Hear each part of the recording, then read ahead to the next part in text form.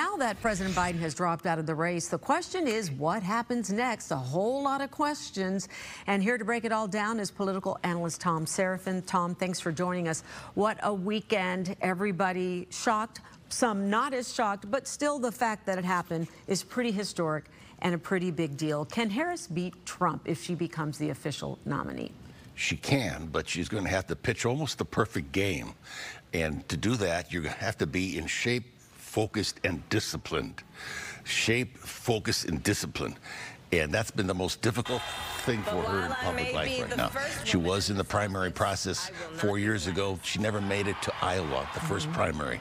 So this is the first candidate since in 56 years, since Hubert Humphrey, that hasn't gone through a primary process and been tested. So, you know, she's going to have to pull the party together, and the party's going to have to support her. She's going to have to get a terrific staff to keep her focused and disciplined. If she does that, game on. Okay, so apparently in the last 24 hours, because of her, they've raised $50 million. So those funders who had stepped aside and were concerned about President Biden's age now appear to be coming back. All in. There's not going to be a problem with money. There's going to be a problem in making sure you can get your vote out and getting the people to know who you are, the kind of person you're going to be on international policy. You know, you just talked about the Israeli Prime Minister is here today, going to speak to the Congress. Well, who's representing the United States? She will. She is the president of the U.S. Senate. Formally, the vice president is the president of the U.S. Senate. She'll be there. Where is President Biden shadowing behind the campaign? Is he going to actually resign and leave the presidency and turn it over to her? A lot of people would like her to do that because she'd be, you know, she'd be the office holder and she'd get a sense to get her legs underneath her. Where is he? People are wondering, you know, did he sign that letter? People are concerned about his health. His health is now a real concern until you see where he is in his speeches. That's the concern. It's supposed to happen later this week. Okay, Yes. Let's talk about this before we run out of time, and that is who she is going to pick as her running mate. I think we have a graphic here showing some of the names. Amongst them, Governor Roy Cooper, Governor, all of them you see on the screen here, including J.B. Pritzker. Whitmer is on there. What is the likelihood that it would be a J.B. Pritzker type? And how important is this decision on her part?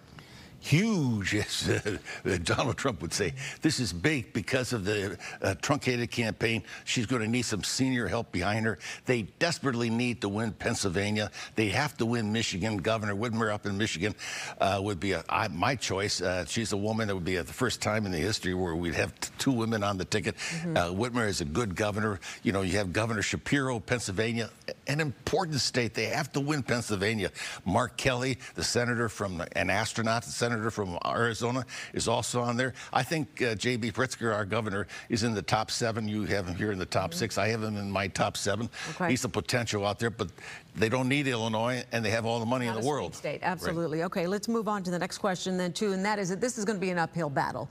Is she finally going to be able to break the glass ceiling? We saw that with Hillary Clinton, she failed there. Kamala comes not only as a woman, but a biracial woman. How is this going to impact the voters? Because there are a lot of issues when it comes to different things, including racism and misogyny in our country.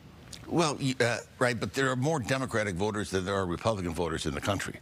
Right now, the enthusiasm gap is, you know, the Democrats are lower, although in the last 24 hours it's come all the way up.